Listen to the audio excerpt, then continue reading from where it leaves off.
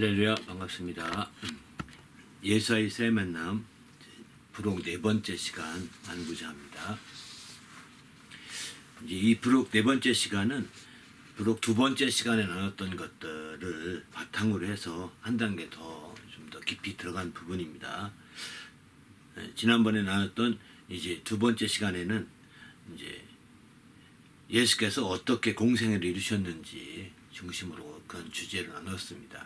어떻게 공생애. 그때는 이제 공생애를 이루고 가시는데 어떻게 방향을 잡고 나가셨는지, 그 공생애의 방향을 어떻게 잡고 나가셨는지 부분을 중심으로 나눴고요. 오늘은 이제 4번째로 예수님의 삶과 또 공생애의 어떤 기반, 바른 공생애의 기반을 어떻게 두었는지, 이런 부분을 좀 예수님의 생애를 통해서 예수님과 관계된 어떤 그런 것들을 통해서 함께 살펴보려고 합니다. 예수님 삶을 통해서 이제 예수님의 그 공생애의 기반을 어떻게 두고 있는지, 이것도 거의 엇비슷한 내용인데요. 좀 이건 좀 더 깊이 더 생각해 본다고 생각하면 좋을 것 같습니다. 여기서는 이제 공생애를 주님이 이루시면서 그가 우리는 오늘날 모든 그리스도인이 다 공생애를 살고 있다고 하지만 우리의 공생애는 사실은 실패의 투성이고 또 우리의 공생애는 잘했다 얘기 듣기가 쉽지 않은 면이 많습니다. 왜냐하면 짧게 공생애를 이루는 것이 아니라 장기적인 면에서 공생애를 이루었기 때문인 것 같습니다. 짧은 공생애였다면 그냥 짧게 1, 2년, 2, 3년 공생애였다면 좀 다를 수도 있을 것 같아요. 다 포기하고 막 사니까 그럴 수도 있는데 우리의 육신적인 면에서 우리의 공생애는 짧게 모든 걸 다 포기하고 사는 공생애가 아니잖아요. 그런 공생애라기보다는 이제 물론 성경은 나를 따르려거든 너희 부모나 자식이나 또 모두를 다 아내나 다 버리고 날 따르라 주님 말씀하시거든요. 이건 다 포기하고 이게 할 때 가능한 일이거든요. 근데 오늘날 그리스도인들의 공생애는 이렇게 주님이 말씀하신 것처럼 이런 자가 주의 제자라고 했는데 그렇게 완전한 제자로서 사는 사람이 있느냐? 사실은 그렇지 않은 경우가 많거든요. 이런 말씀 때문에 천주교에서는 이제 결혼하는 것 자체를 막았습니다. 주님의 제자라고 하는 사람들에게 결혼하는 것 자체를 막아서 결혼도 하지 말아라 이렇게 말했던 정도죠. 그러다 보니까 이제 오늘날 우리 기독교에서는 이제 그 부분은 지나친 부분이 아니냐 해서 성직자들에게 또 주의 일하는 사람들에게 결혼을 허용하고 가족도 허용하고 가정도 가질 수 있도록 허용했죠. 왜? 육신의 어떤 생리적인 현상 때문에 여러 가지 그런 측면에서 다 허용을 했지만 그러나 막상 그 자녀를 끊고 부모를 끊고 자식을 끊고 이렇게 못한다고요. 현실 가운데. 그러면 어떻게 해야 되느냐. 그러다 보니까 사실은 이렇게 애매모호한 경향이 없지않아 있는 것 같습니다.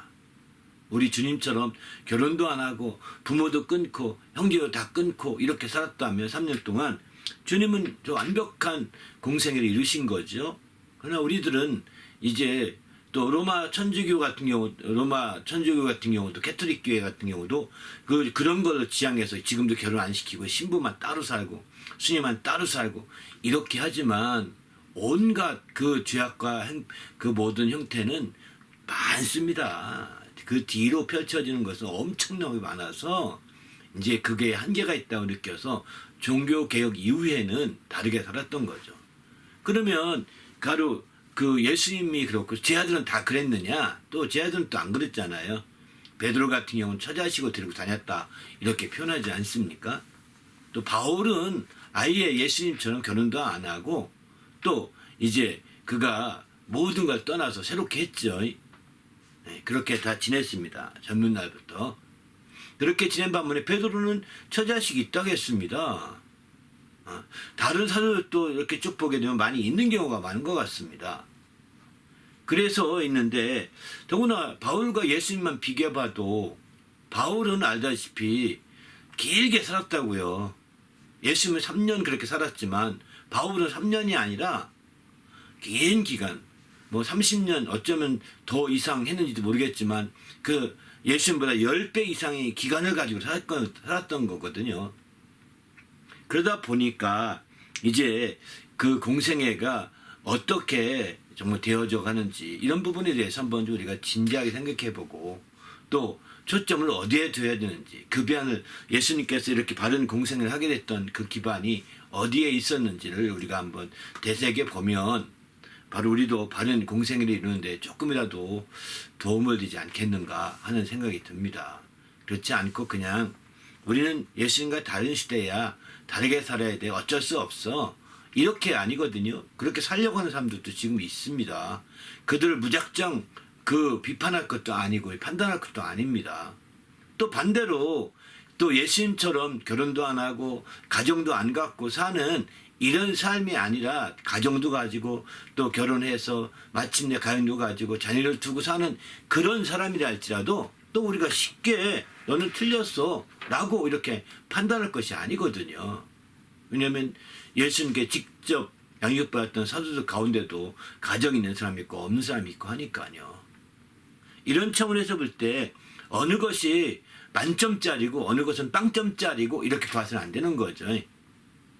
우리의 영적인 공생애가 이렇게 빵점짜리나 만점짜리로 우리가 이렇게 생각하지 말고 어떤 게 더 유익한지 어떻게 하면 더 잘할 수 있는지 이런 차원에서 그 행태 자체를 부정하기보다는 그렇게 우리의 공생애를 준비하고 깨어 있어야 되지 않는가 생각합니다.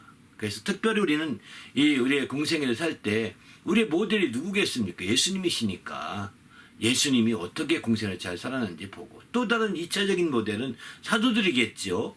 사도행전을 통해서 또 서신서를 통해서 사도들이 어떻게 공생애를 잘 살아왔는지 우리가 보면서 그런 삶이 우리의 목표가 되고 그런 삶으로 우리의 기반을 이렇게 다져가고 준비할 때 우리도 바른 공생애를 살지 않겠는가 하는 그런 생각이 듭니다. 오늘은 이제 이렇게 바른 공생애를 우리가 이루기 위해서 공생애의 기반을 어떻게 닦으면 좋을지 또 예수님을 통해서 오늘 다시 한번 생각해 보고자 합니다. 이 전체 1단계가 바로 예수와의 새로운 만남을 가지자 하는 주제이기 때문에 그렇게 가지기 위해서는 바로 이제 사도들까지 나갈 것이 아니라 예수님께 초점된 얘기로 한 7번 정도 나누려고 이렇게 준비했던 거거든요. 마지막 7번째인데 부록으로 4번, 성경 공부로 3번 이렇게 좀 준비했는데요. 오늘 마지막 7번째로 어떻게 하면 우리가 예수님처럼 공생애를 바르게 살 수 있도록 우리가 기반을 두고 나갈 수 있는지 예수님은 어떻게 그 기반을 다져갔는지 이런 부분을 함께 생각해 보고자 합니다.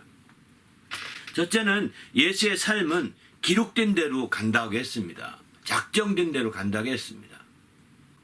바로 예수의 삶은 기록된 대로 간다, 작정된 대로. 마태복음 26장 24절 보면 인자는 자기에게 대하여 기록된 대로 가거니와 인자를 파는 그 사람에게는 화가 있으리로다 이렇게 표현하죠.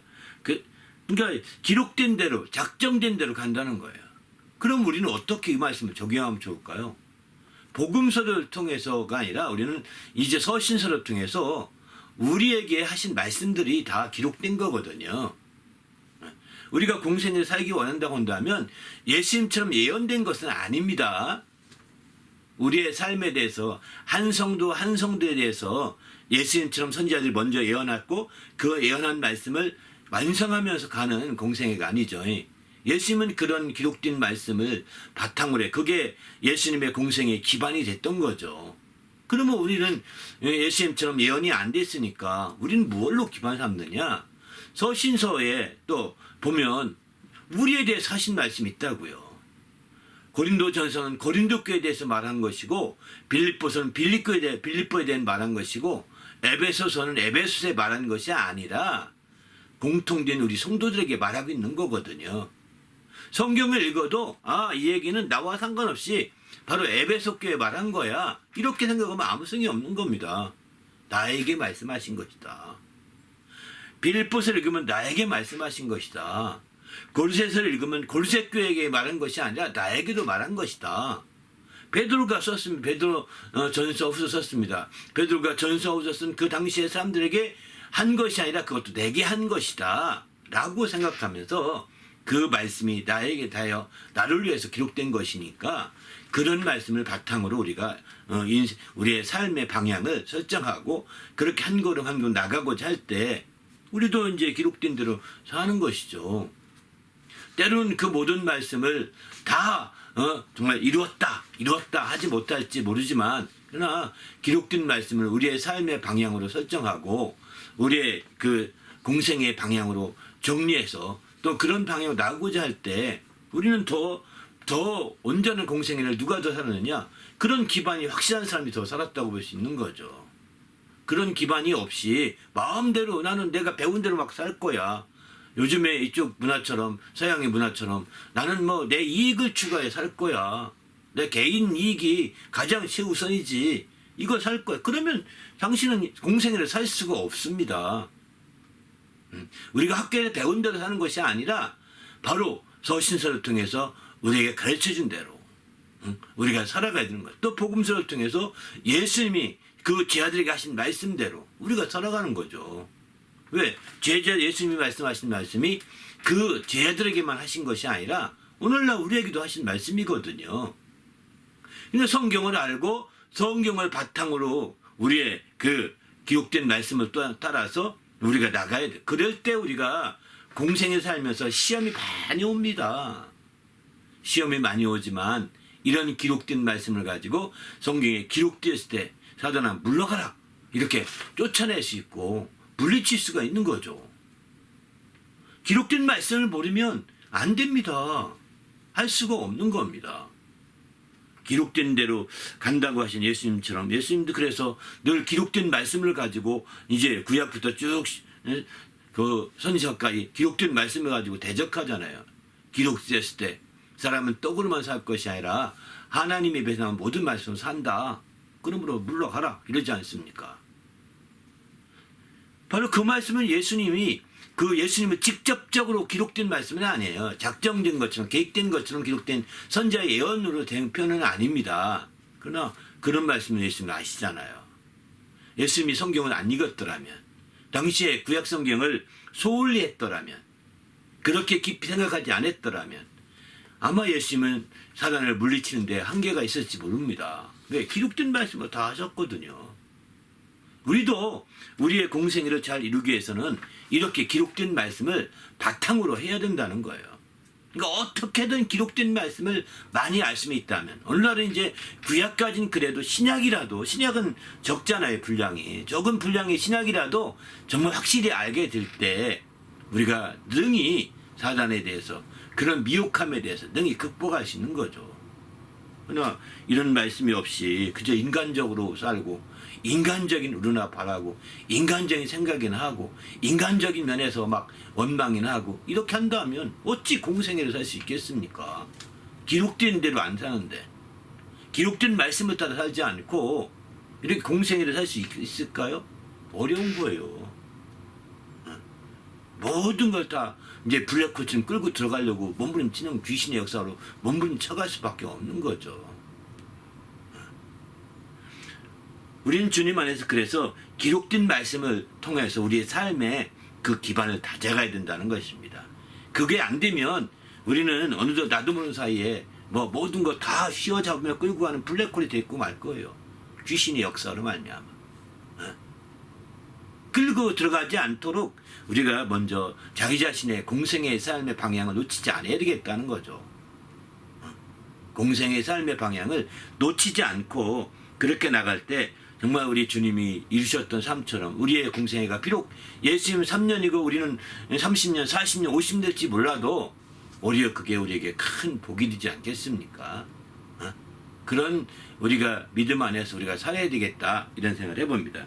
두 번째, 마음입니다. 예수의 마음은 온유하고 겸손하다고 했습니다. 마음이 정말 온유하고 겸손한 마음으로 다져가야 되는 거죠. 마음이 온유하다는 것은 마음을 비우는 것입니다. 빌립보서에 보게 되면은 바로 빌립보서 2장 5절 이하에 이 마음을 품으라 그리스도 예수의 마음이니 이렇게 표현하죠.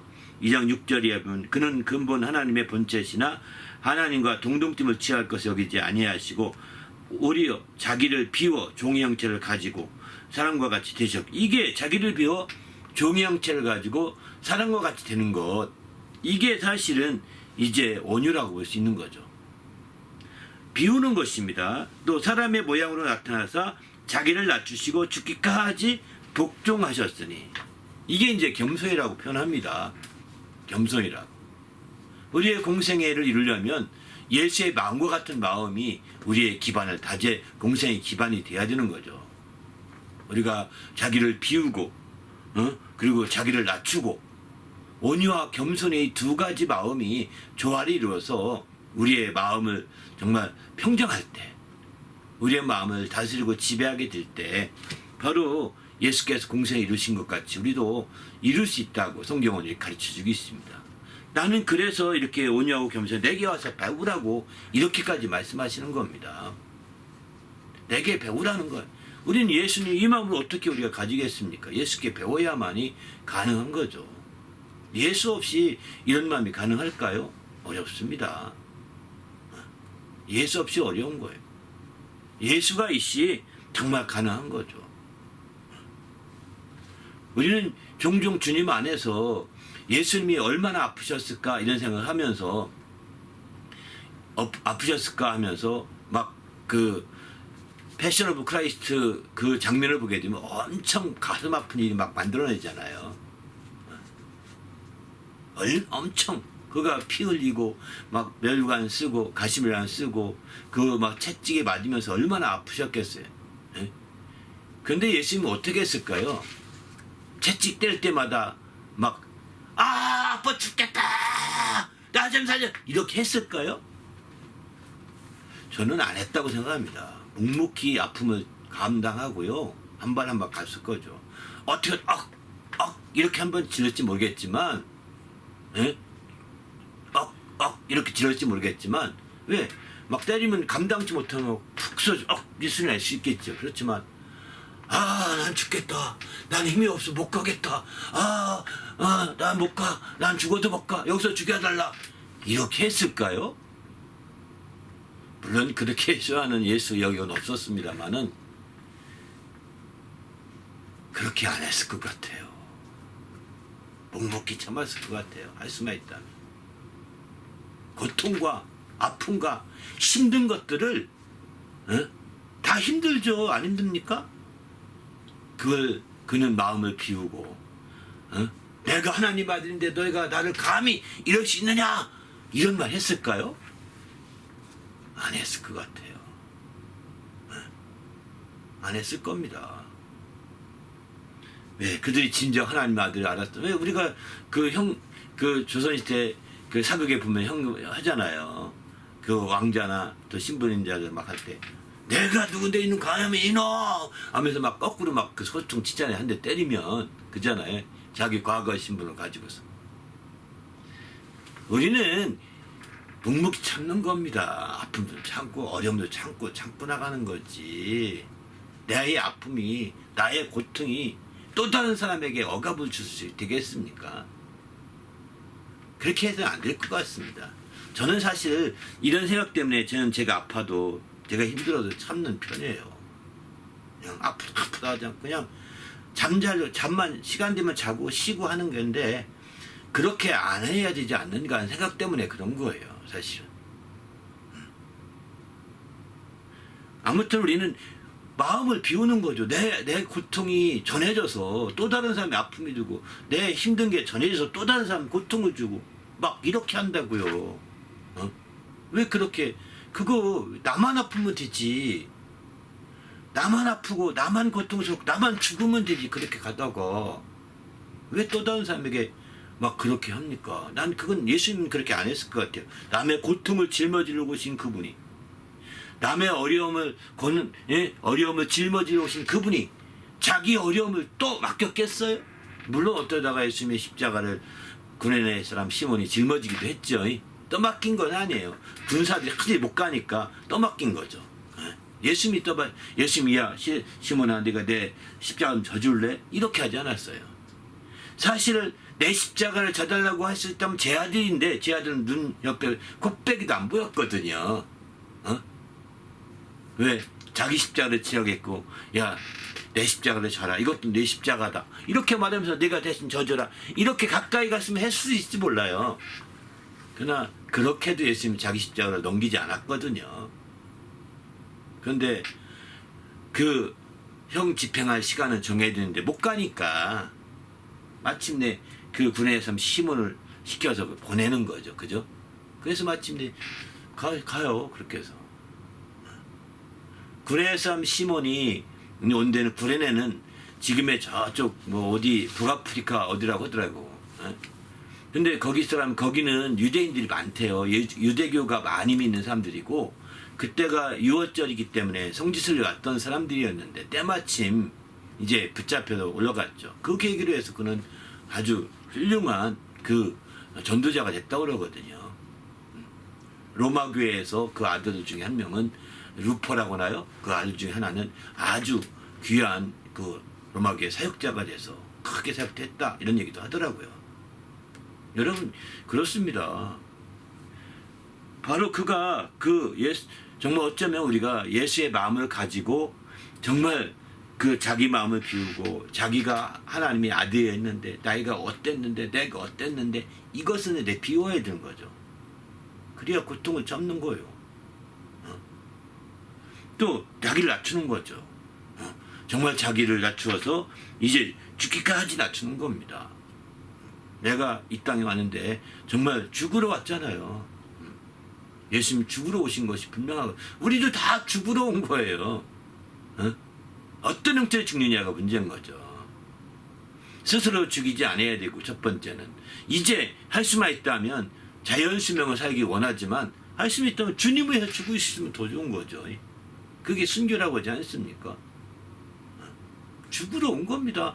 이 땅에서 살려고 온 사람은 없습니다. 살려고 해도 살 수가 없습니다. 자기를 낮추시면 죽는 거 주저해서는 안 됩니다. 죽는 거 꺼려서는 안 됩니다. 자기를 낮춘 사람이 아이 그래도 좀 더 살아야 돼. 더 있어야 되지. 이렇게 해서는 안 되는 거거든요. 죽는 거 두려워하지 말아야 합니다. 우리는 바로 주의 마음을 가진 사람들은 죽는 거 두려워하지 않습니다. 나는 죽으라 예수님이 아마 어쩌면 그랬을 거예요. 죽으라 하는데 진짜 힘이 다 빠졌고 그래서 막 가다가 한 번 없으면 또 가고 가는 거예요. 그런 삶이었고 그때의 그의 입에서 하는 소리 나왔을지 모르겠지만 정말 그렇게 또 그 예수님을 보면서 예루살렘의 딸들이 막 울잖아요. 그가 소리도 고통스러울 텐데 불구하고 소리도 안 내고 그냥 하고 가다가 몇 바퀴 쓰러지고 또 몇 바퀴 쓰러지니까 얼마나 소리 내면 그럭저럭 이제 막 나을 수도 있을 때 소리도 안 내고 가시는 모습이 막 옆에 사람의 가슴을 찢어지는 겁니다. 그러니까 이제 그 여인들이 우니까 울지 말라. 나를 위해서 울지 말고 내 자신을 위해서 나는 내 길 죽으러 간다. 나를 위해서 울지 말라고 하지 않습니까? 내 고통을 너희가 짊어질 수 없다. 짊어지려고 울지 말라는 거예요. 나를 불쌍히 여기고 긍휼히 여기고 우는 거 다 나를 좀 더 생각하면서 우는 게 다 그런데 또 내 자신을 위해서 울어라. 너 자신을 위해서 울고 내 자손들을 위해서 울어라. 그리고 죽음을 나처럼 대비하라고 얘기하시는 거예요. 죽고자 하는 살 것이고 살고자 하는 죽게 될 것이다. 주님 말씀도 하셨지 않습니까? 우리는 그래서 이런 말씀을 바탕으로 주님이 마음이 온유함과 겸손함이 있었기 때문에 죽고자 하는 살 것이고 살고자 하는 죽을 것이다 라고 말씀하신 거거든요. 우리도 이제 주님 앞에서 정말 우리의 그 주의 마음을 가지고 이 공생애의 기반을 다져가시길 바랍니다. 할렐루야. 이런 마음이 없으면 공생애를 바르게 살 만한 기반이 없죠. 뿌리를 못 내리고 또 중심을 서지 못하니까 오락가락 하는 겁니다. 그냥 인간적으로 알아주길 바라는 거고요.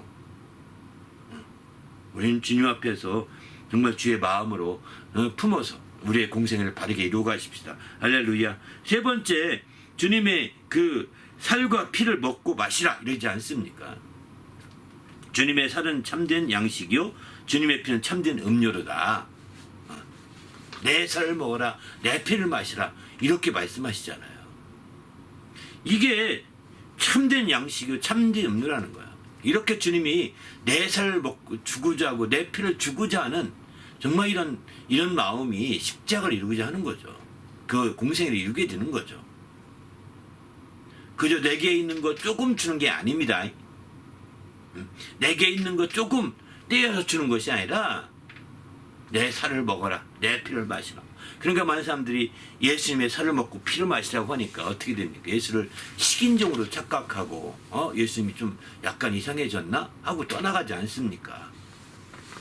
예수님의 살과 피를 이제 참된 양식이요 참된 음료라고 하면서 이렇게 얘기하시지 않습니까? 이게 다 내 살을 먹고 내 피를 마시냐는 바로 생명을 얻는다. 주님이 생명을 나눠주겠다는 뜻이거든요. 자기 생명을 끊어서 주겠다는 거예요.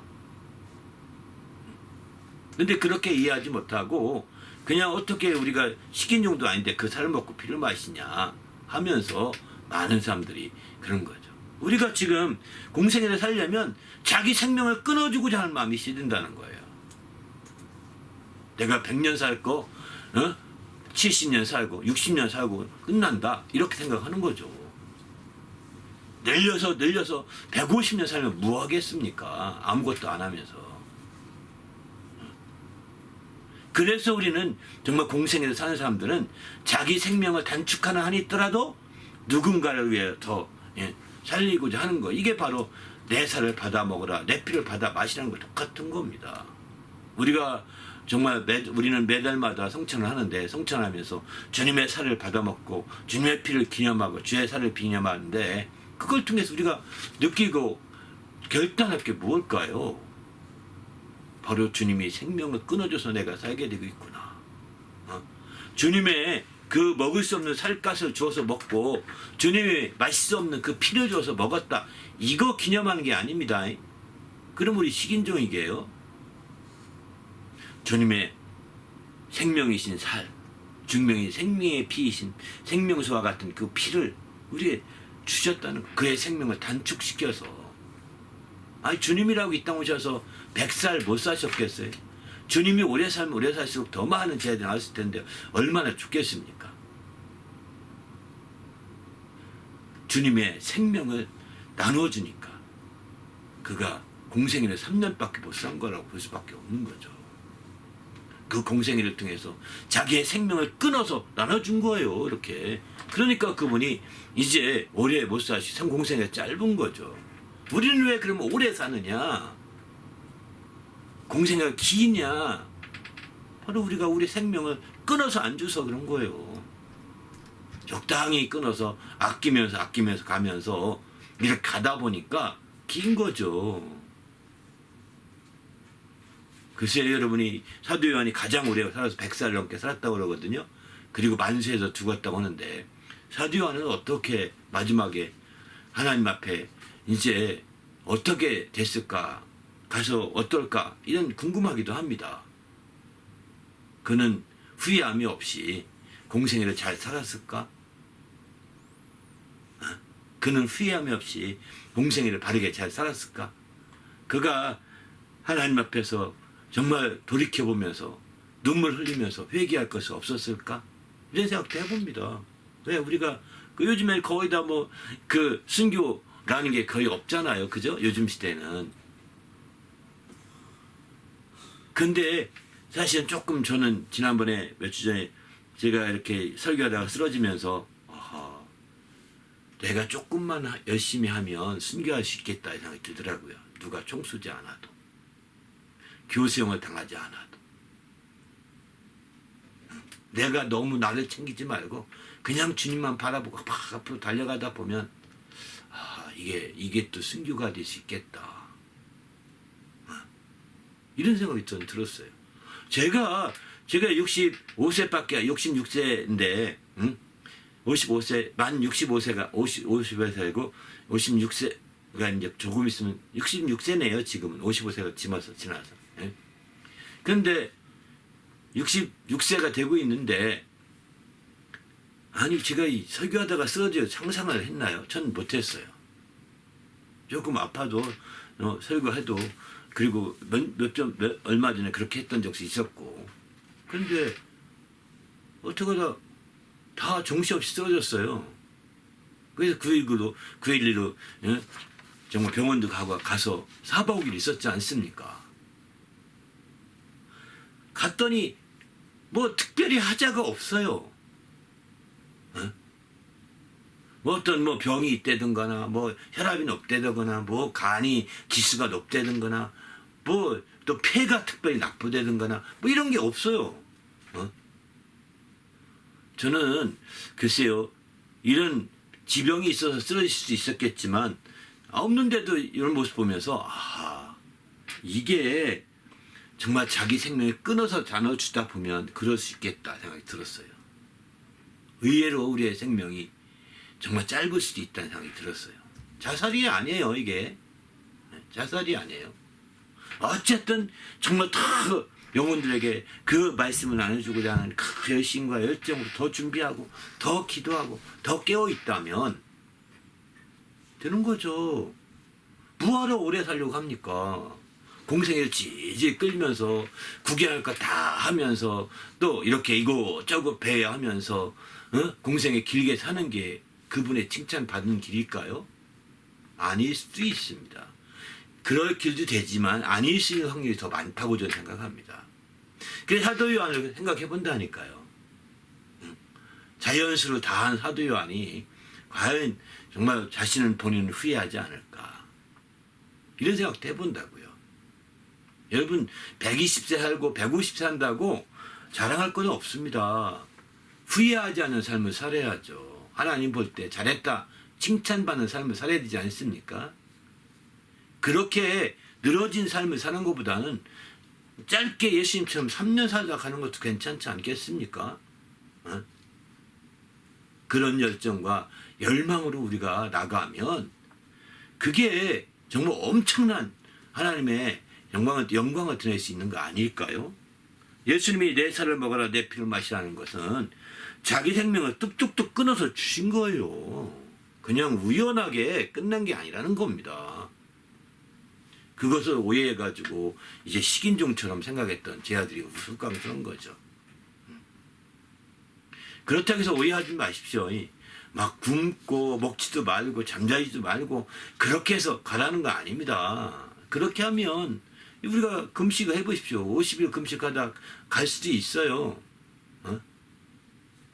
갈 수도 있어요. 또 이제 여러분 막 아무것도 안 하고 그렇게 막 몸을 학대하면서 해보십시오. 의외로 순교할 것도 없이 그저 몸이 병들어서 갈 수도 있어요.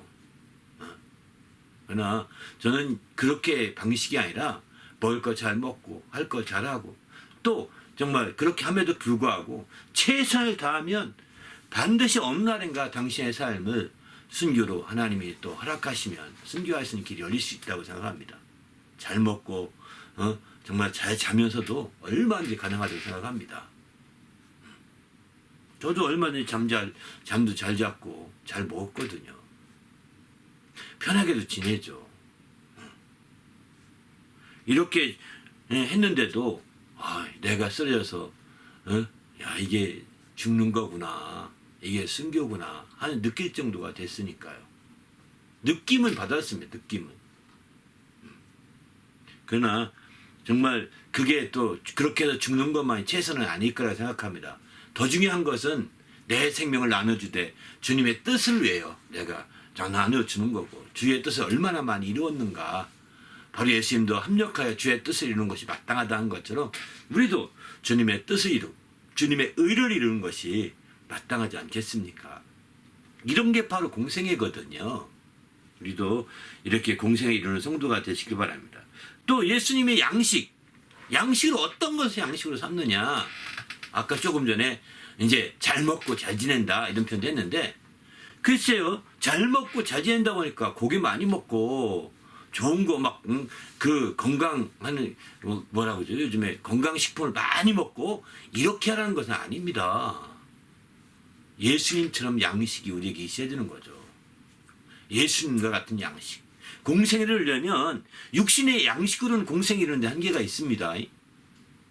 육신의 양식으로는 공생애를 이루는데 한계가 있어요. 육신의 어떤 이익만 추구하는 것입니다. 그러나 공생애를 이루려면 예수님과 같은 양식을 가져야 되는 거죠. 예수님은 그러면 내 양식이 뭐라겠느냐? 이렇게 말하죠. 이제 예수께서 4장 34절 보면 요한복음에 예수께서 이르시되 나의 양식은 나를 보내신 이의 뜻을 행하며 그의 일을 온전히 이루는 이것이다. 나의 양식은 나를 보내신 이의 뜻을 이루면서 그 뜻대로 행하여서 그분의 일을 이루는 이것이다 라고 이렇게 말하거든요. 여러분의 양식은 어떤 것입니까? 그 양식이 우리에게는 아주 분명해야 되는 거죠. 양식이. 그래서 그 양식을 온전히 우리가 이룰 때 참으로 이제 예수님과 같은 공생애를 살 수 있는 거죠. 그래서 예수님은 이런 말씀합니다. 요한복음 6장 27절 보면 썩을 양식을 위하여 일하지 말고 영생하도록 있는 양식을 위하여 하라. 이 양식은 인자가 너에게 주리니 인자는 아버지 하나님께서 인치신 자니라. 이렇게 말씀하시죠. 예수님은 그래서 육신을 위한 양식을 썩어질 양식이라고 이렇게 표현합니다. 썩을 양식이라고요. 우리 육체에 먹고 마시는 것, 우리 육체의 것으로 초점 두고 사는 것, 이게 다 썩을 양식이에요. 이것 위해 살지 말라는 겁니다. 이것 위해 사는 사람 썩을 양식을 해서 초점 두고 살게 되면 공생애는 뒷전이거든요. 공적인 생활은 뒷전입니다. 예수님과 같은 양식, 영생하도록 있는 양식. 예수님이 추구했던 양식은 영생하도록 있는 양식이거든요. 이런 영생하도록 있는 이런 양식을 가질 때 우리가 온전히 이제 승리할 수 있는 거죠. 그래서 마침내 그런 양식으로 말미암아 정말 영생에 이르는 놀라운 역사가 펼쳐지는 거거든요. 그게 바로 공생애 아니겠습니까?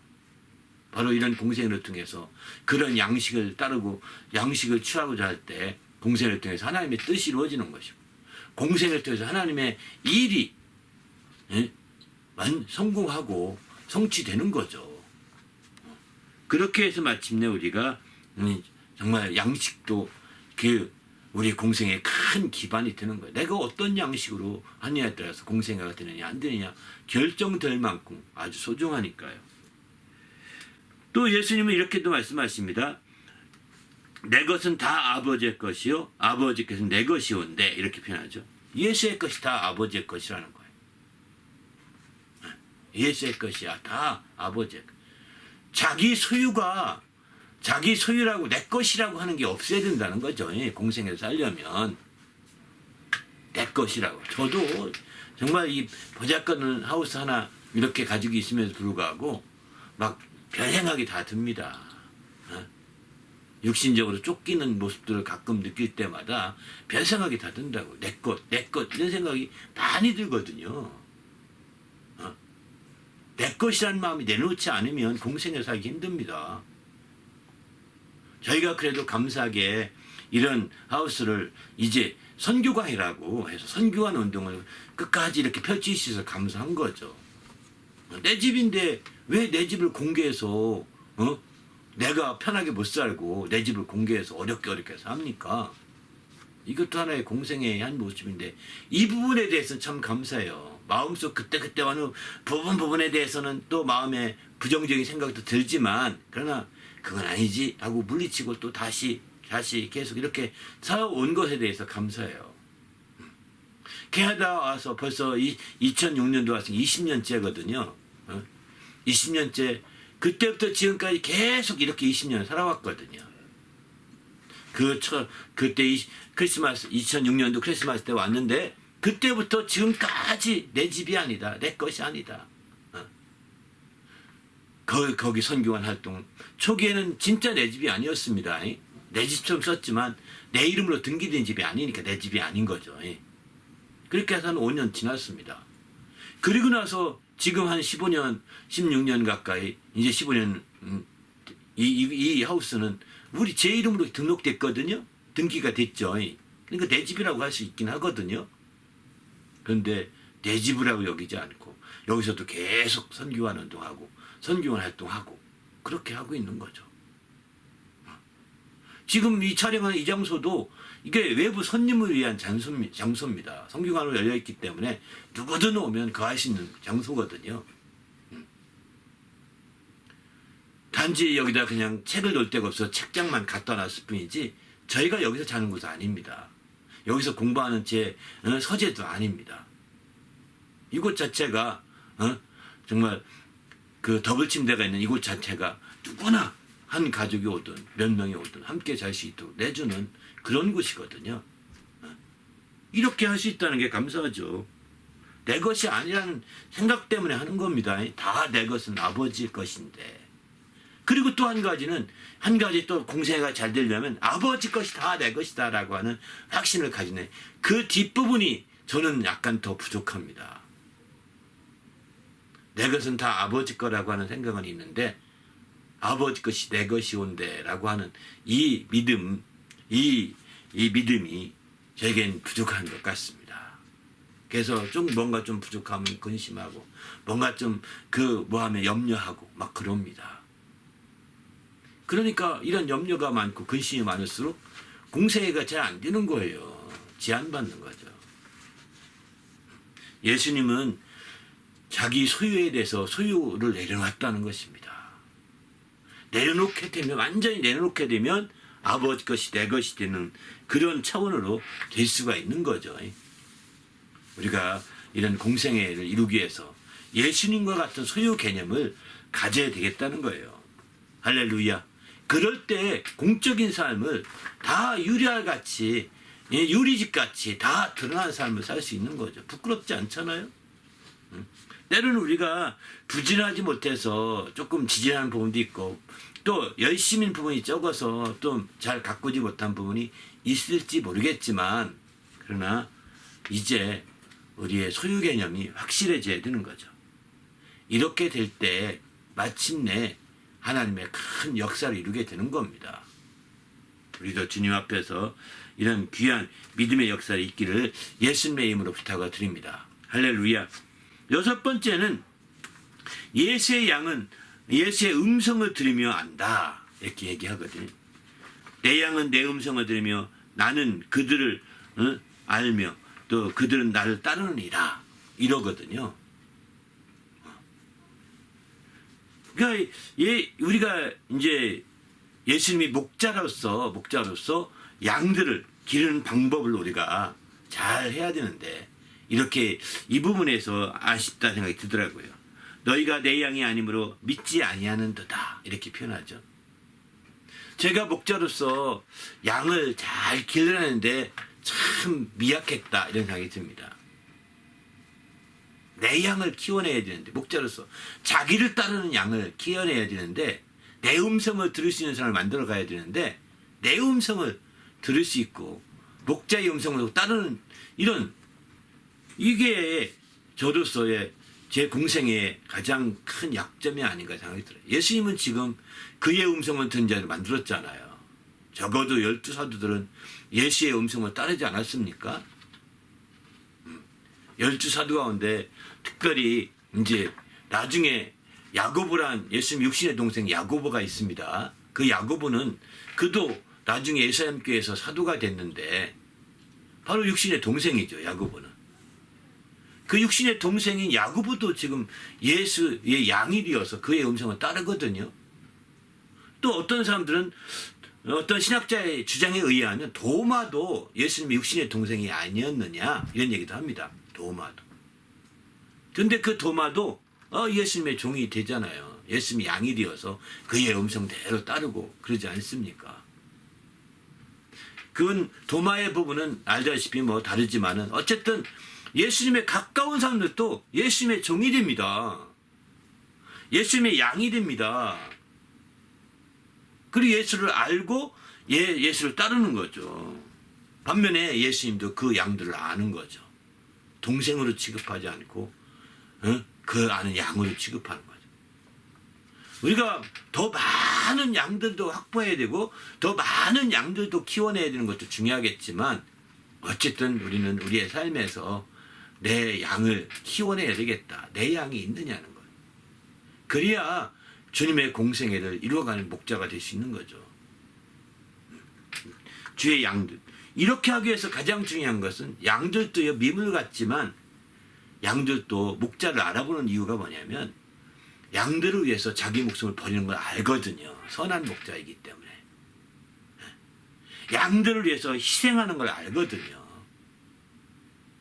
양들을 위해서 헌신하는 걸 알거든요. 양들도 미물이라고 생각하지 마세요. 양들이 동물이 뭘 알아? 이렇게 말하거든요. 어떤 분강서 보니까 양들이 뭘 알아요? 양들은 짐승이에요. 짐승. 응? 짐승이래요. 양들은. 사람 취급하면 안 됩니다. 사람 대우하면 안 됩니다. 양들은.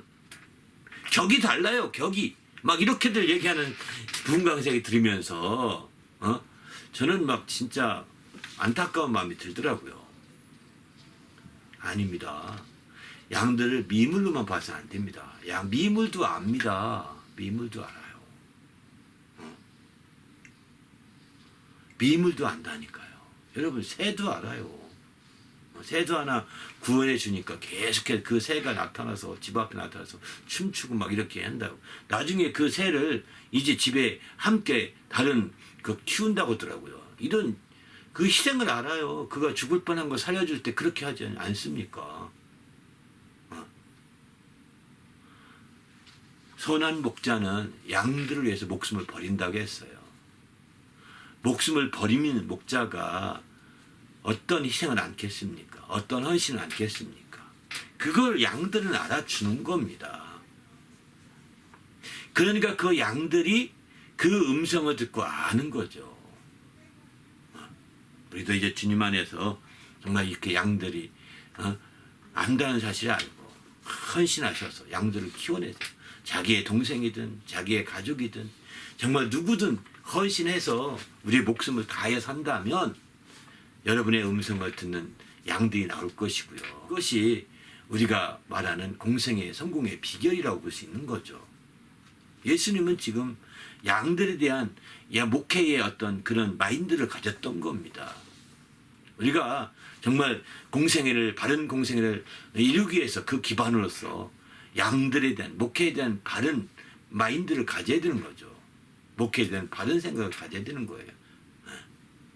그냥 조금 하다가 스스로 물러가지 마시고 다 버릴지라도 내 양은 나를 안다고 하지 않습니까? 그렇게 해서 우리가 끝까지 나가고 또 양들을 위해서 헌신할 중에 가장 큰 헌신은 문으로 들어올 때마다 나갈 때마다 꼴을 줘야 되는 거예요. 문으로 들어올 때마다 나갈 때마다 이거 뭘 의미할까요?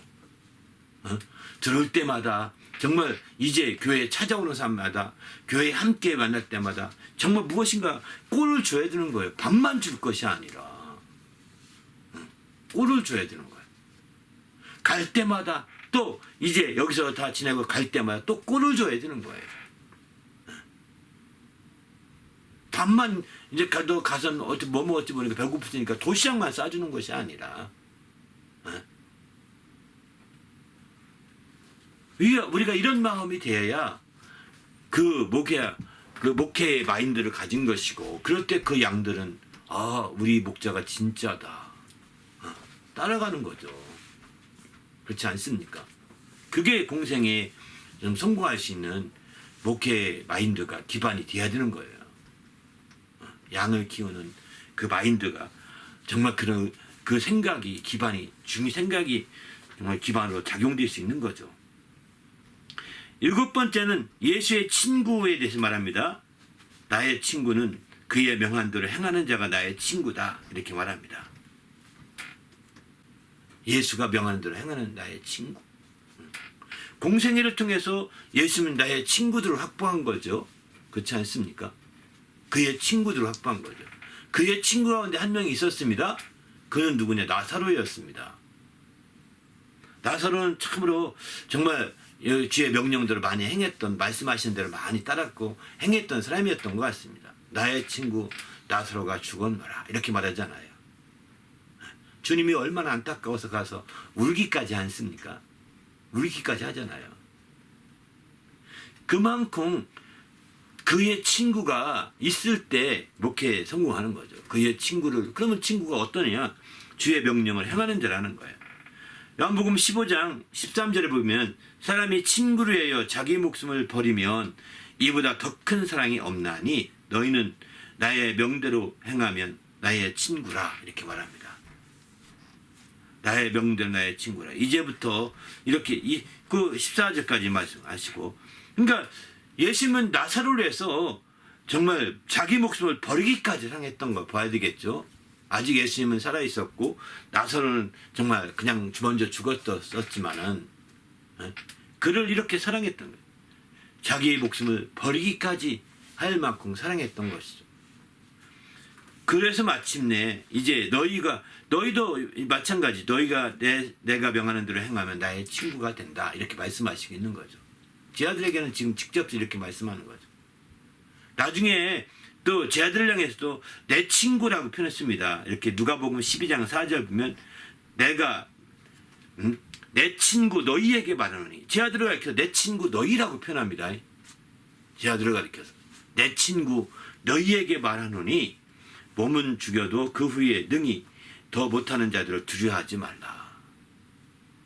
몸을 죽이는 것은 죽일 수 있다는 거예요. 그러나 그 후에 더 능히 못하는 게 그 후에 지옥에 멸하는 것을 말하는 거죠.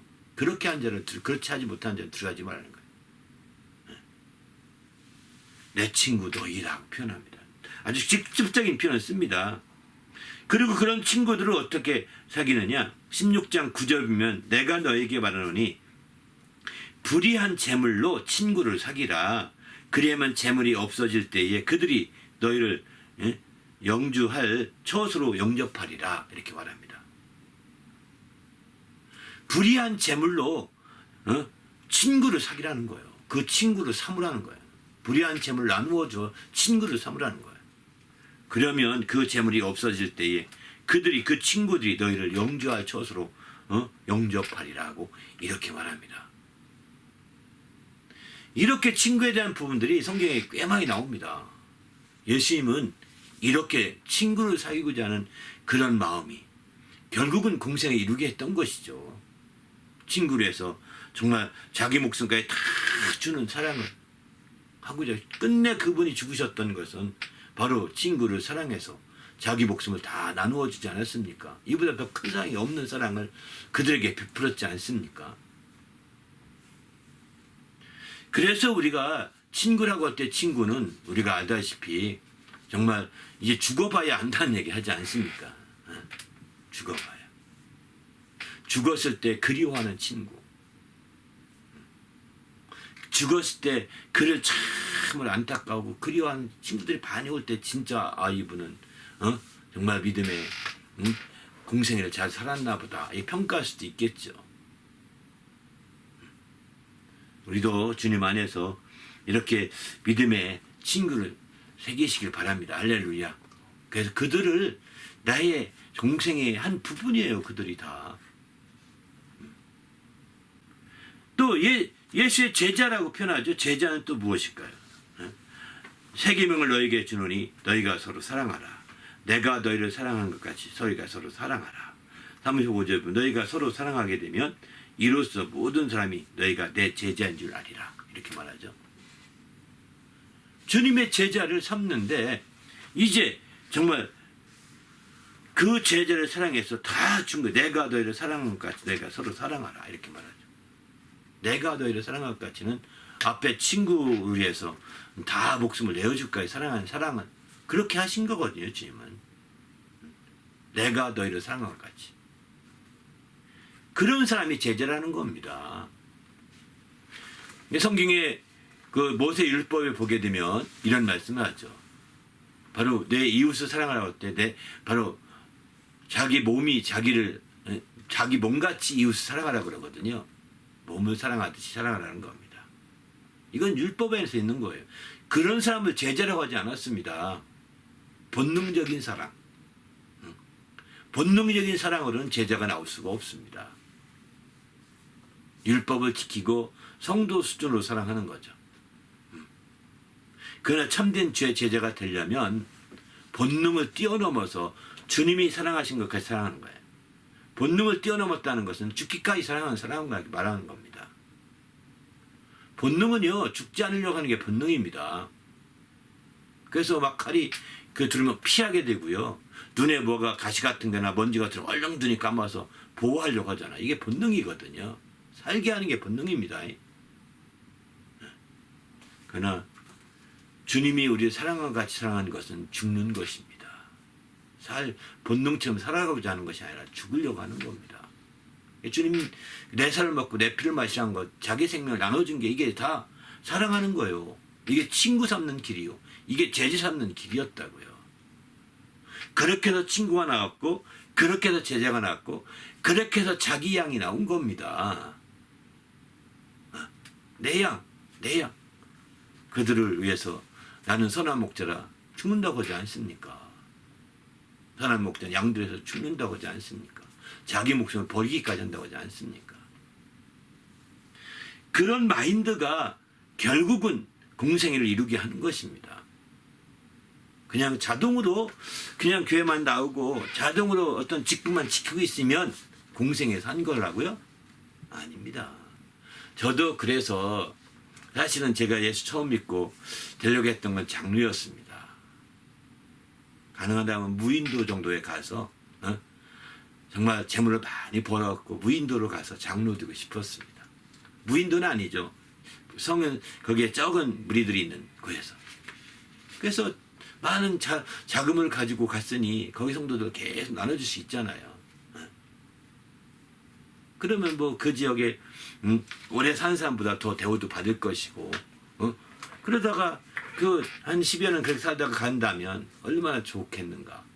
제 잘난 거 자랑하고 싶었던 거지요. 사실은 제 목숨을 끊어주려고 했던 게 아닙니다. 그건 공생애가 아닙니다. 장로가 교회에서 보니까 이제 주일학교든 중등부든 그 기관 맡아서 하는데 부장이 되게 하지 않습니까? 그 기관을 위해서 돈 조금만 내면 돼요.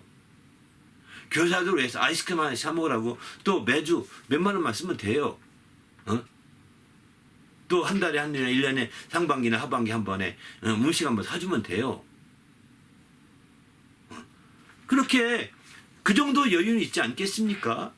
열심히 재정을 본다면. 근데 그런 것도 안 하려고 해요. 요즘에 사람들은. 다 돈 벌어서 내 크루즈 여행 쓰려고 하고 내 여행에 다 쓰고 좋은데 다 가려고 하는 거예요. 자기가 좀 먹을 것 좀 덜 먹고 교사들 좀 사주면 안 되나요? 자기가 먹을 것 좀 덜 먹고 학생들 뭐 좀 하라고 공부 잘하는 애들 격려해주면 안 되나요? 저는 그 정도 생각을 했거든요. 장로가 돼서. 그런데요. 그게 공생의 전부가 아니에요. 교회 생활을 잘하는 것뿐이죠. 예수님처럼 공생의 성공적인 삶을 살려면 자기 목숨을 뚝뚝 띄워줘야 된다. 재물 띄워주는 게 아닙니다. 재물 띄워주는 게 아니라 목숨을 띄워놔야 되는 거죠. 자기 살을 주고 피를 줘야 되는 거죠. 제자들처럼 정말 이렇게 제자를 사랑해서 죽기까지 하는 겁니다. 본능의 사랑보다 더 위대한 사랑을 하는 겁니다. 아홉 번째 보면 예수의 모친 가족은 누구든지 하나님 뜻대로 행하는 자다 이렇게 했습니다. 예수님은 육신적으로는 이제 그 자기 자녀는 없죠. 배우자가 없으니까 자녀는 없죠. 그렇지만 이제 자기 모친인 어머니가 있었고 또 육신의 부친이라고 하는 그 육신의 부친이라고 하는 그 요셉은 이미 죽었고요. 그리고 그 동생들 있지 않습니까? 가족이 있죠. 어떻습니까? 예수님의 공생애에 이런 가족들의 개념을 예수님이 어떻게 보느냐? 누가 내 형제며, 누가 내 모친이며, 누가 내 어머니냐, 누가 내 자녀냐, 자매냐, 예수님 묻잖아요. 여기 보라, 이 하나님 뜻대로 하는 자들이 다 하나님의 내 모친이요, 내 형제요, 내 자매다라고 이렇게 말하잖아요. 하나님의 뜻대로 행하는 자가 내 모친이요, 내 형제요, 자매라는 거예요. 저는 이런 말씀에서 비춰볼 때 바로 우리가 우리의 가족 그냥 뭐 다른 것 떠나 가족이라는 말을 통일해보 가족에 대한 마인드를 우리가 새롭게 가져야 사실은 공생에 성공할 수 있다는 것입니다. 예수님은 이렇게 말해요. 누구든 날 따라오려거든 너 내 제자가 되고자 한다면 자기 십자가를 지고 처자나 부모나 자식이나 형제나 자매를 다 미워하는 자가 되어야 된다. 다 버리고 날 따라오라고 심지어 이렇게까지 말하잖아요. 근데 예수님도 겉으로는 다 버리셨죠. 다 버리셨죠. 그러나 실제로는 그들이 누가 내 형제냐 자매냐 하면서 나중 막 운명하실 때는 그 모친을 보면서 요한이 말 내 어머니라 이렇게 표현하잖아요. 모친을 보면서 내 어머니라. 내가 지금까지는 이렇게 지냈지만 이제 내가 성기라고 내 어머니라 이렇게 표현합니다. 이 말씀하시고 운명 그 십자가에 죽으시거든요. 예수님에게도 그의 모친에 대한 생각이 계속 있었다는 걸 보여줘요. 거기서 또 알려주잖아요. 그거 버려서 이제 아예 지구상에 없는 사람 취급해라 이거 아닙니다. 네? 없는 사람 취급하라는 뜻은 아닙니다. 모친이나 형제나 자매나 다 주의 뜻대로 행하는 자가 되어서 정말 그렇게 해서 함께 온 넓은 하나님의 가족이 되게 하라는 것이죠. 넓은 하나님의 가족이 되게 하는 것이지 그냥 스몰의 가족으로 끝나서는 안 된다는 것입니다. 우리가 그냥 육신의 혈통으로서의 가족만 생각한다면 스몰 가족을 끝나버리잖아요. 그리고 거기에 메인바디여서 공생을 이룰 수가 없습니다. 육신의 가족의 메인바가 되어서 공생을 이루어갈 수가 없다고요. 이제 그 가족, 육신의 가족이 아니라 하나님의 권속 안에서 하나님의 넓은 하나님의 가정에서 가족이 되어야 공생에 성공할 수 있거든요. 그러니까 예수님은 우선적으로 내 육신의 가족이 그냥 너희 뒷다리잡지 못하게 내 집안 식구가 원수가 된다 이렇게 말씀하시면서 그 가족이 뒷다리하지 못하도록 먼저 버리라 이렇게 말하고 있는 거예요. 먼저 버리라. 버리는 게 목적이 아닙니다. 바로 넓은 하나님의 가족이 되게 하라는 것이죠. 그럴 때 공생애가 승리할 수 있는 거죠. 그래서 때로는 미워할지 모르겠지만 가족 간에도 스스로 내려놔야 합니다. 내려놔야 되는 거예요. 너무 지나치게 어머니나 아버지로 관여한다면 이제 내려놔야 되는 거예요. 버려야지도 모르겠습니다. 당신의 공생애를 위해서. 이렇게 자녀로서 정말 부모를 버린다는 게 굉장히 마음이 아프거든요. 그러나 버린다는 게 버리는 거 그거 자체가 목적이 아니라는 거예요. 얻고자 해서 버리는 거 내려놓는 거거든요. 그렇게 계속해서 기도하는 거죠. 저도 캐나다에 오면서 이젠 내가 할 수 있는 일은 없습니다. 저희 아버님 그렇게 전도하려고 해도 전도가 안 됐거든요. 그래서 일단은 내려놓습니다. 여기서 마음대로 전화도 못 받고 지원하는 것도 한계가 있고 모든 게 갈 수도 없고 쉽게 가기도 어렵고 내려놨죠. 하나님 이제 가기 전에 열심히 섬겼지만 가서는 못 섬기까지 다 해서라도 하자라는 마음으로 했었죠. 그런데 하나님 이제 갑니다. 하나님이 맡아주셔야 됩니다. 정말 저희는 이렇게 예수 믿어서 구원받았다고 간증하는데 저희 아버님이 육신적인 고집 때문에 안 믿고 저렇게 정말 된다면 어찌자 하겠습니까? 하나님이 구원해 주십시오. 사랑을 붙여주십시오. 이렇게 기도하고 왔었거든요. 근데 작년에 드디어 갔더니 아버님이 변화됐어요. 예수 믿기로 작정하시고 교회 다니고 계셨어요. 너무 감사했습니다. 제게 저도 버린 게 버린 건 아니거든요. 근데 일단 내 영향력이 없습니다. 할 수가 없습니다. 아버님 앞에서는 버립니다. 이렇게 말하지는 않죠. 그렇게 말할 수가 없는 거죠. 그러나 이게 버린다는 게 가족 간에는 버리는 게 안 되잖아요. 호적을 파낸다. 한국말로는 어렵게 그런 표현도 하는데 이제 호적도 있으나 마나한 시대예요. 가족 등록부 때문에 등록만 되면 끝나는 거 호적 필요 없어요. 지금 시대는. 옛날 시대나 호적이 아주 중요해요. 호적 없으면 어디 행세도 못했고 이런 시대였지 오늘날은 또 그것도 아니잖아요. 이런 의미에서 볼 때 우리가 정말 성경에서 가족을 형제나 부모나 자식이나 처자를 다 버리라는 것이 그런 거예요.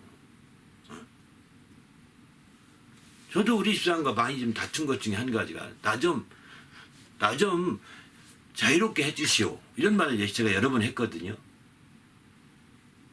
내 뒷자리 좀 잡지 마시고 막 어떤 때 막말처럼 그 말도 몇 번 했던 적이 있었습니다. 사모예요, 사모. 그럼에도 불구하고 내가 사모를 버려서 막 아예 사모로 떠나버려야 되는 건가요? 그건 아니잖아요. 주님 일에 집중하는 데 있어서 걸림이 있을 때 나 좀 자유롭게 해주세요. 내 시간 좀 주세요. 당신 남편만이 아니라 나는 더 많은 사람들의 목사잖아요. 그러니까 그들을 위한 시간을 내가 가져야 되지 않냐고. 어찌 한 여자의 남편으로만 내가 살 수가 있겠냐고. 사실 이렇게까지 진지하게 조금은 얘기했는데 진지하게 깊이 얘기는 안 했습니다만 굉장히 섭섭했죠. 가족 개념이 바뀌어야 합니다. 하나님의 뜻대로 하는 와이프, 하나님의 뜻대로 하는 자녀들, 하나님의 뜻대로 하는 부모. 그게 진정한 나의 부모요, 나의 와이프요, 나의 자녀들이 되는 것이죠. 뜻대로 안 하고 제멋대로 가면 사탄아 물러가라고 하고 제 길로 가야 되는 거예요. 그러나 기도해야죠. 맡기고 기도해야죠. 어떡하겠습니까? 그 자식이 못한다고 해서 나도 다 목회를 포기해야 될까? 내 자식도 내가 못 변화되게 시켰는데 내가 이거 하는데 면목이 없습니다. 못합니다. 그럼 사단의 밥이 된 거예요. 사단의 밥이 된 거예요. 그렇지 않아도 버리라고 했으니까 잘 됐습니다. 이 자식 없는 걸로 치겠습니다. 버립니다. 이렇게 해도 아닙니다. 버리는 게 아니에요. 버린다고 해서 버려지는 게 아니잖아요. 이런 관계라는 것이. 그러니까 계속 그의 연약함을 짊어지고 몸부림치는 거죠. 이거는 그래서 하나님 뜻대로는 자녀가 되도, 그래서 하나님 뜻대로는 정말 부부가 되도, 그래서 하나님 뜻대로는 부모가 될 수 있도록 계속 기도하는 겁니다. 그래서 하나님 뜻 안에서 정말 서로가 행함으로 이제 하나님의 가족으로서의 그 형제요, 자매요, 부부요, 또 더 나가서는 이제 부모가 되는 거죠. 육신의 좁은 스케일의 가족으로 끝나서 안 된다는 겁니다. 공생애를 이루기 위해서는 넓은 스케일의 가족이 돼야 되는 거죠. 바로 하나님의 권속으로서의 가족이 돼야 되는 거죠. 그러게 하기 위해서는 하나님의 뜻대로 하는 자가 되도록, 정말 가능한 하나님은 그렇게 되도록 우리가 맡기고 기도하고 또 그렇게 가르치고 전하고 또 훈련도 시키고 교육도 하고 막 그러는 겁니다. 그게 우리가 해야 될 정말 최소한의 책임인 거죠. 그래서 마침내 그들이 다 하나님의 뜻대로는 가족만이 돼서 막 뭉친다면 엄청난 일이 시작될 겁니다. 가족이라 하더라도, 가정교회처럼 모인다 하더라도 하나님의 뜻대로 하지 않고 거기서도 이제 제각각 나누어서 그냥 시간만 이용하고 그냥 다닌다고 귀찮으니까 교회만 다니고 이런 식으로 하면 아무 소용이 없는 거죠. 하나님의 가족으로서 우리가 제 역할을 다 한다면 하나님이 역사할 거라고 저는 확신합니다. 하나님 역사를 우리가 체험해야 되지 않겠습니까? 마지막 10번째는 예수의 아버지는 만물보다 크시다, 이렇게 말씀하죠. 아버지의 개념이 달라지셔야 합니다. 아버지의 개념. 가족관계의 정점이죠. 아버지는. 그렇지 않습니까? 가족의 어떤 그 공생애를 위해서는 가족관계의 정점이에요. 아버지의 개념이 달라지셔야죠. 정말 하나님이 우리의 아버지가 되실 때, 참된 아버지가 되실 때 공생애를 이룰 수 있다는 겁니다. 물론 예수에게는 공교롭게도 육신의 그를 양아버지라고 할 수 있지, 육신적으로 길러주었던 그 아버지는 이미 죽어서 없어졌어요. 그러나 이제 그를 낳으신, 영적으로 그를 낳으신 아버지는 계시지 않습니까? 하나님 아버지시죠. 그분은 만물보다 크시다, 아버지와 나는 하나이다 라고 이렇게 말씀하시지 않습니까? 이런 말씀들처럼 아버지와 나와의 관계가 아주 뚜렷하게 돼야 되겠다는 것입니다. 아버지 따로 나 따로. 아버지와 내가 별개로 움직이면 이 공생의 공적 생활이 한계가 있는 거죠. 이것이 별개로 움직이지 않고 이게 함께 정말 하나가 되어 시너지 효과가 나타나야 참 공생에 드는 거죠. 그렇게 될 때 순교도 가능한 겁니다. 그게 안 되면 그냥 이제 그저 멀리 계신 아버지, 마치 양아버지를 대하듯이 그런 정도에 끝나버리면 공생애는 점점점 어려워지는 거죠. 왜? 내가 나를 책임져야 되니까요. 내가 나를 책임져야 되니까. 아버지는 보통 책임져 주신 분을 아버지라고 표현하지 않습니까? 아버지는 나를 책임져 주시는 분인데 책임질 만한 그분이 우리에게는 없습니다. 내가 다 모든 걸 해야 되거든요. 육신의 아버지는 연세 들수록 우리를 책임져 줄 수 없습니다. 그 아버지가 이제 내 아버지인 양 섬기는 자들 있죠. 그게 바로 우상숭배가 되는 겁니다. 제사 지내고 그렇게 아버지 오늘 또 회사 갔다 왔습니다. 아버지 오늘 여행 갔다 왔는데 참 좋더라고요. 아버지랑 함께 갔으면 좋았을 뻔했는데 백날 외쳐봤자 허공에 외치는 소리에 불과한 겁니다. 그 아버지가 당신을 책임질 수 있습니까? 불가능한 거예요. 그 아버지가 살아있어서 재산도 많이 물려주고 또 살아있어서 많은 걸 맛있는 거 먹고 옷도 좋은 거 입었을지 모르지만 영생은 당신의 영혼을 책임질 수 있냐 이거예요. 없잖아요. 우리는 그러니까 당신은 그 아버지에게 메인바디여서 공생애를 못 살아요. 예수 믿어도. 공생애를 잃을 수가 없습니다. 그런 아버지 생각하면 더 큰 아버지, 우리 영혼을 낳으신 그 아버지를 우리가 깊이 알아야 되는 거죠. 그분은 만물보다 크신 분이시기 때문에 얼마나 책임져 줄 수 있는 거거든요. 지금도 책임져 준다니까요. 앞으로 우리가 1000년 살면 1000년 다 그분이 책임져 주실 거예요. 만물보다 크신 분이기 때문입니다. 그분을 의지해야 공생애가 될 수 있다는 거예요. 아버지에 대한 생각, 이것이 우리의 공생애의 큰 기반이 되는 거죠. 그냥 세상의 아버지 정도로 생각하면서. 어떤 분은, 제가 아는 어떤 후배 한 명은 이제 하나님 아버지 이해 못한대요. 왜 하나님을 꼭 아버지라고 해야 되냐. 이게 어떤 페미니즘에서 나온 얘기가 아닙니다. 그런 얘기가 아니고 왜 그러냐 자세히 물어보니까 자기 아버지가 있는데 두 번째 부인을 얻어서 어머니를 버리고 나가서 그냥 잘 산대요. 그러니까 어머니 얘기만 듣고 자다 보니까 아버지는 지긋지긋하고 미웃고 막 그런 거예요. 아버지는 아무것도 안 도와주고. 그러니 당연하죠. 아버지 하면 그 사람만 떠오를 텐데 아버지 하면 그 사람 얼굴이 떠올라서 그 사람만 욕하고 싶은데 어찌 하나님 아버지 잘 떠오르겠어요? 안 되잖아요. 그런데 사람은요 그런 인상도 남기고 저런 인상도 남기고 이렇게 푸대접도 하고 저렇게 푸대접도 하고 상처도 주기도 하고 이런 사람 아버지는 그렇습니다. 하나님 아버지는 그런 분이 아니십니다. 만물보다 크신 분이십니다. 끝까지 책임져 주는 분이십니다. 이런 아버지를 우리가 알기 때문에 공생애를 나가면서 주저하지 않는 거죠. 공생에 도전하면서 주저하지 않는 겁니다. 우리도 이렇게 정말 주님의 공생애를 통해서 하나님의 거룩한 역사를 이루시길 바랍니다. 할렐루야. 정말 길게 설명을 드리는데 이제 예수께서 이런 말씀도 하십니다. 공생애를 살면서 여우도 굴이 있고 새도 둥지가 있는데 인자는 머리둘 하나 없다고 했습니다. 예수님이 얼마나 공생애 동안에 그의 삶의 고달픔을 얘기하는 대표적인 말씀이잖아요. 우리가 공생애를 온전히 10가지의 이런 마인드를 가지고 기반을 세워서 공생애를 이룬다면 어쩌면 우리에게도 둥지 하나 없고 굴 하나 없이 살 수 있을지 모르겠습니다. 여러분의 이름으로 가진 어떤 것도 하나 가지지 않고 그냥 살아갈지도 모르겠습니다. 여러분 그게 불편하십니까? 그렇게 하는 것이 그렇게 억울합니까?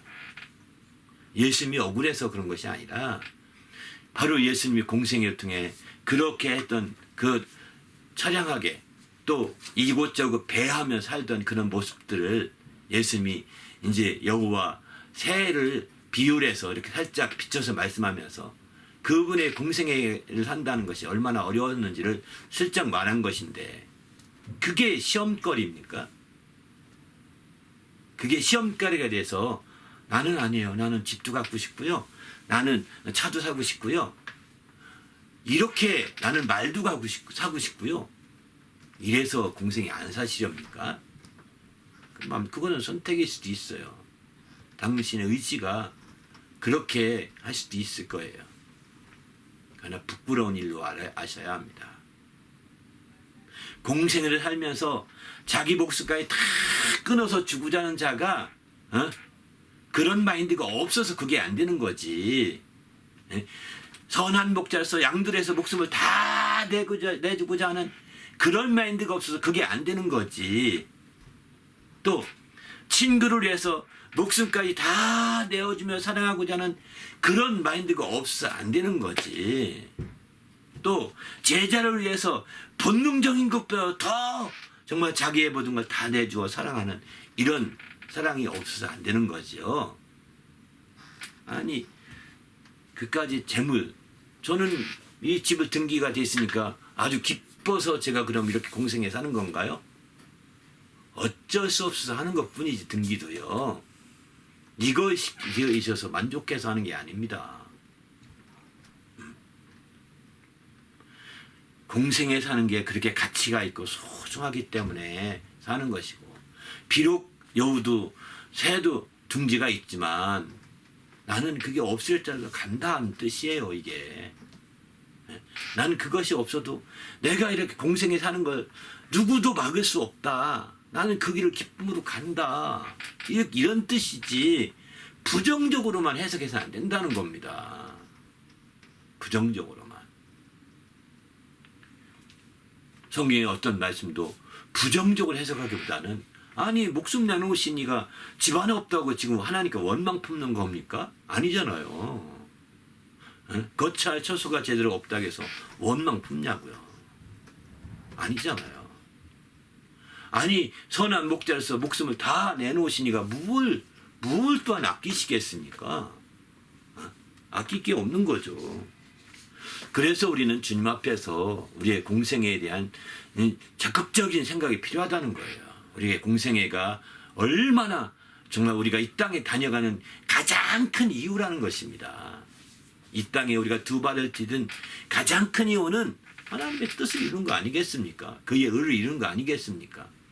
그러면 그의 뜻을 이루고 그의 의를 이루면 고생만 바가지로 하는 걸까요? 그리고 정말 그것만 하면 고통만 바가지로 느끼는 걸까요? 수고만 아주 막 지긋지긋하게 수고만 해야 되는 걸까요? 마치 어떤 목사님이 이제 자녀들 가운데 보면 나는 우리 아버지 같이 안 되고 싶어. 아버지가 고생하는 거 봤거든요. 아버지가 성도들에게 쫓겨나는 것도 봤거든요.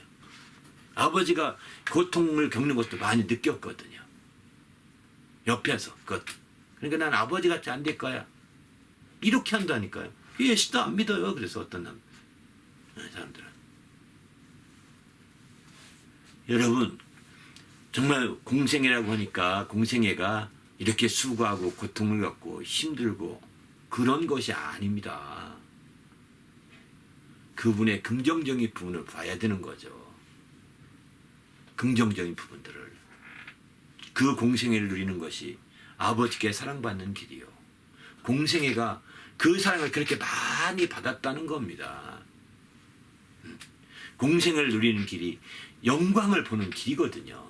아버지 영광을 함께 누리는 길이라는 거예요. 그래서 예수님이 이제 죽을 때가 됐을 때 인자가 영광을 볼 때가 되었도다. 이렇게 말씀하시는 거예요. 고난이 아닙니다. 수고가 아니고 고통이 아니라 영광을 보는 길이거든요. 고통은 잠시고 짧은 순간이지만 영광은 영원한 겁니다. 여러분 뭘 먼저 생각하십니까? 고통은 짧은 순간 아닙니까? 영광은 영원한 거거든요. 그런 긍정적인 부분을 안 보고 정말 이렇게만 생각하니까 아하 이렇게 부정적인 생각을 갖는 것이죠. 그리고 부정적으로 다 이해하려고 하는 것이죠. 어떤 왜곡된 자들에 의해서, 어쩌면 사단에 의해서 그렇게 해석되는지도 모릅니다. 예수님은 정말 더 큰 사랑을 받았고 정말 아버지 것이 내 것이다 이렇게 말씀하실 뿐만 아니라 나와 아버지는 하나다 이렇게까지 말씀하시잖아요. 우리는 이런 말씀들을 비춰볼 때 우리가 더 철저히 주님 앞에서 정말 귀한 그 공생애를 사시고, 그렇게 해서 주님 앞에 섰을 때 함께 그 창세전부터 아버지와 함께 누렸던 영화를 누릴 수 있는 성도가 되시길 바랍니다. 그런 사랑으로 더 행복해진 성도가 되시길 바랍니다. 할렐루야. 우리는 그저 이 땅에 지나가면서 그냥 그 한 세상 살아가는 걸 끝나지 마시고 이렇게 적극적으로 사셔서 우리 주 앞에 귀하게 쓰이는, 그리고 주님의 이름을 높이고 또 주님 안에서 행복해한 성도가 되시기를 예수 이름으로 축원합니다. 할렐루야. 감사합니다. 이렇게 7번 마치는데요, 주님 안에서 정말 이 7번을 꼭 좀 들어보시고 그래서 함께 나누시길 부탁합니다. 여러분, 많은 사람들이 교회를 옮기게 되면 그 교회에서 가면 다시 새신자, 예수는 누구시죠? 하나님의 아들이시죠? 이것도 다시 다 배운다고 합니다. 이렇게. 그러니까 막 또 배워요. 어떤 분이 교회 옮겨가면서 이제 새신자 공부 해야죠? 이러더라고요. 또 몇 번 했나 봐요. 앞에서도. 형식적으로 다 훑어갑니다. 이렇게. 이거 형식적이에요 하면서 다 훑어요. 아닙니다. 저희 교회는 오시면 이 7개의 말씀부터 나눌 것입니다. 예수를 바로 만나야 되거든요. 예수와의 새로운 만남이 이루어져야 되거든요. 기존에도 예수님과 만나서 해와였지만 또 저희 오게 되면 성경을 통해서 예수가 새롭게 만나시는 기회가 될 것입니다. 할렐루야. 함께 예수 안에서 새로운 만남으로 더 행복해지는 성도가 되시기를 예수의 이름으로 부탁드립니다. 할렐루야. 감사합니다. 함께 기도하겠습니다. 하나님, 오늘 또 정말 예수와의 새로운 만남이 이루어지는 귀한 삶이 되도록 인도해 달라고 간절하게 합심해서 기도하겠습니다.